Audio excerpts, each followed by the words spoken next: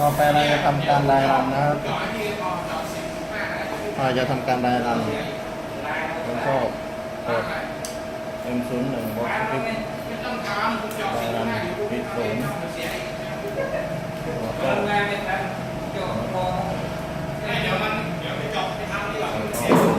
ื่อนปิดศูนย์ไว้มีการสลับมีดด้วยนะครับเราก็เปลี่ยนตำแหน่งนะครับคือเราอยากรู้ว่าเป็นมีดไหนนะครับหมุนไปที่ M ใหญ่แล้วก็กด T05 แล้วกินปุ๊บแล้วก็สตาร์ทปุ๊บเราก็ใส่ตำแหน่งนี้เป็น105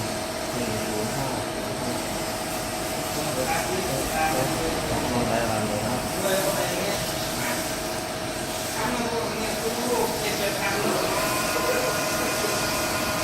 ไม่สั่นอย่างนี้เลย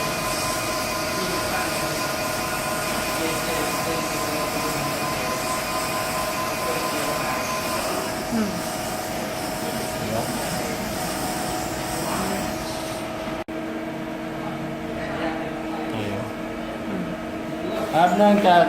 มีปัญหาเกิดขึ้นนะครับเนื่องจากเมื่อวานมีช่างสวยมาจากสุรินทร์นะครับทำเครื่องของเราชนนะครับทำให้หัวของเรามีปัญหานะครับเราจะเช็คหัวให้ดูนะครับ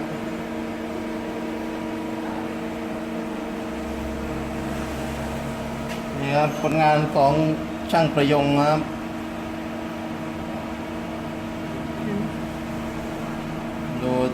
ดูที่ไดอัลของเรานะครับการหนักนะครับตอนนี้ไม่รู้ว่าคอลูกปืนไปหรือยังนะครับเราจะแก้ไขเบื้องต้นก่อน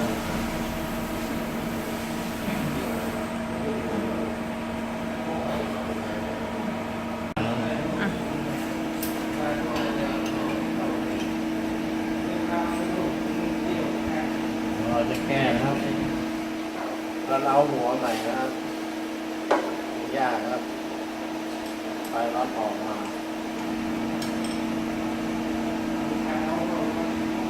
ผลงานของช่างสวนมั่วเนี่ย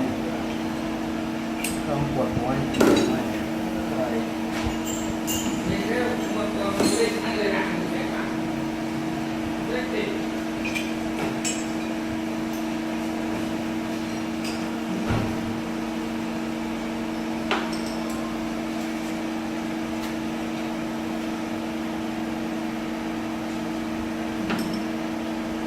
จนหนักมากนะครับจนหัวของเราสามารถเคลื่อนได้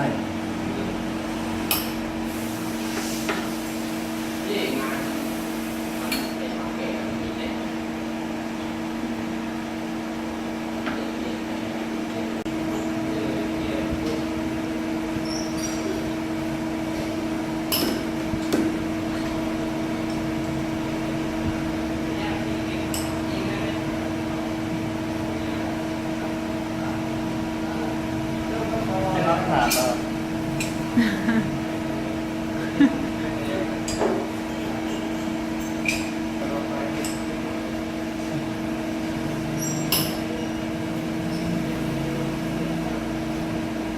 วก่อนเราไม่ค่อยพร้อมเท่าไหร่นะครับ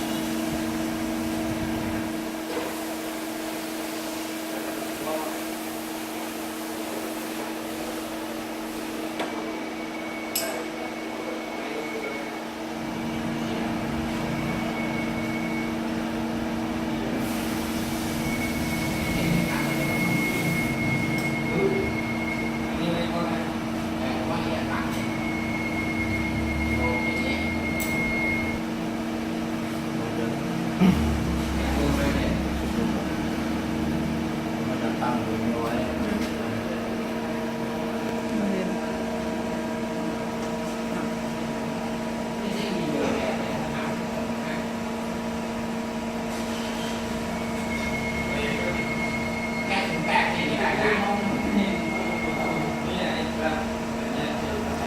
สูงมาก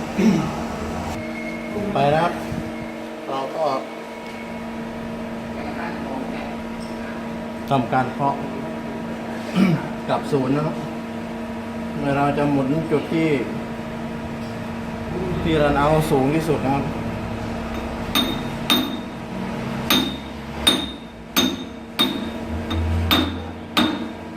ดูเหมือนจะไม่ค่อยไปเลยนะครับ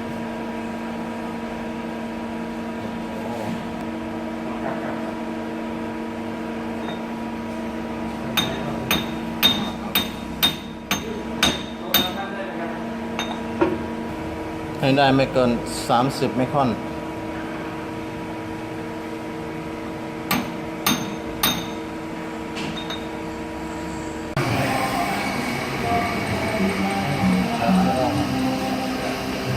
เอาที่ร่องก่อน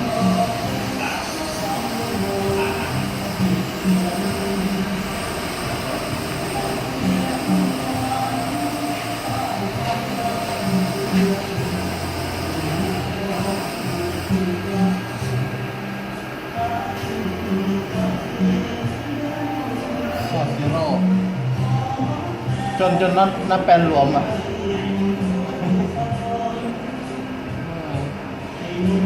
ไปขึ้นงานแป๊บหนึ่งไอ้เครื่องนี้มันใช้ G71 ได้ปะ ได้7071จะได้ยังง่ายอยู่วัฏจักรไม่ต้องเขียนมันเครื่องใหม่เลยโอ้เครื่องใหม่ไม่ต้องเขียนทีอะไรวุ่นวายเขียนแค่ทูทีรอบแค่นั้นดูเลยเราต้องการไดรันเครื่องนะครับเราก็จะดูระยะการวิ่งของเครื่องดิสโก้อันนี้ลงมากไป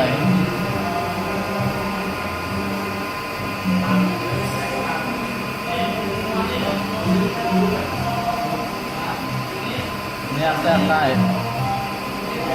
แต้ม50มี80พอดีแล้ว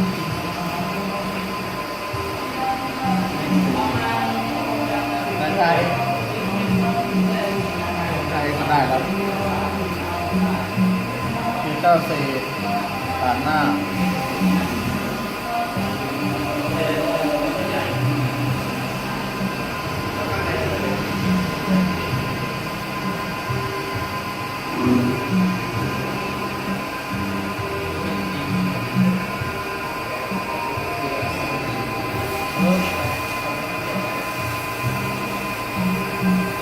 แล้วก็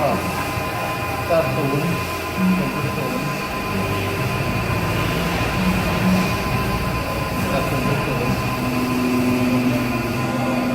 เก็บรอบสุดท้าย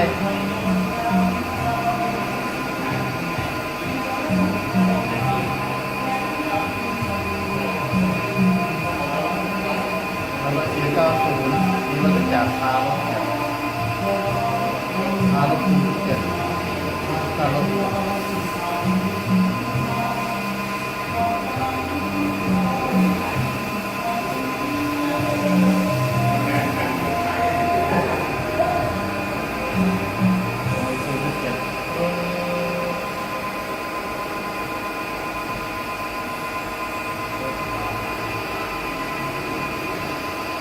แล้วก็34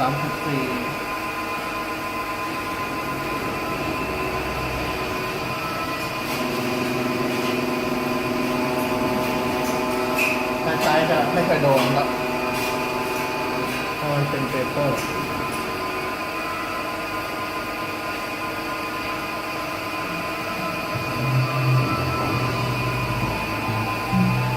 ประตูเลยกว่าพอปะ32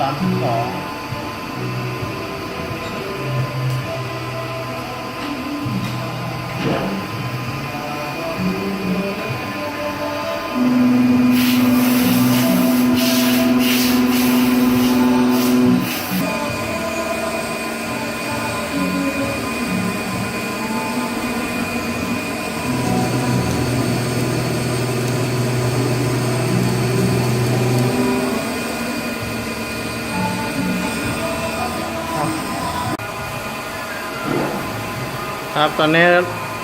แล้วก็ลองเดินโปรแกรมดูนะครับ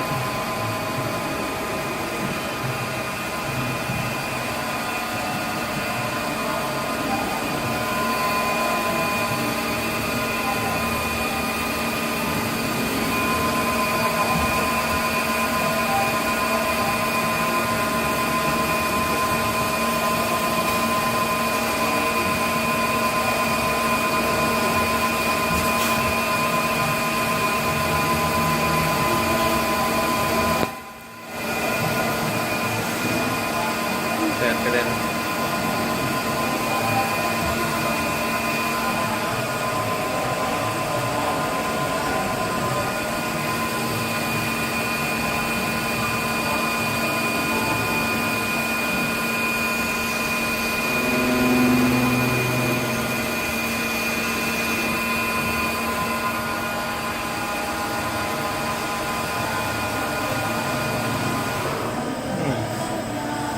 ได้รันบรรทัดแรกนะครับ